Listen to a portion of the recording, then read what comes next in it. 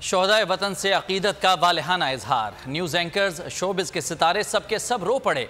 कराची में यौम तकरीम में शहीदों के अजीज़ों का ज़ब्त दीदनी था। नम आंखें, बोझल दिल, मगर मजबूत हौसले के साथ शिरकत इस बात का सबूत थी कि उन्हें अपने प्यारों पर फख्र है। इंतज़ार था ना, चलो इस बार वो करते हैं जो इससे पहले किया ही नहीं।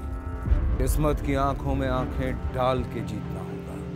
सब में है शेर जैसी राह, जर्रा जर्रा भी हर कंटेस्टेंट को लगेगा पहाड़।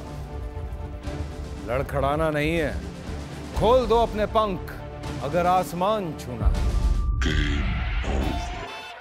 अबे लग रहा है ये सब पहले भी कहीं सुना है। एंटरटेनमेंट की गारंटी जनाब, क्योंकि यहाँ खेलोगे कूदोगे तो बनोगे नवाब। खुश रहो पाकिस्तान। खुश रहो पाकिस्तान, बुध और जुमेरात शाम 7 बजे सिर्फ बोल एंटरटेनमेंट पर। सब्सक्राइब करें और बेल दबाएं ताकि कोई खबर रह न जाए।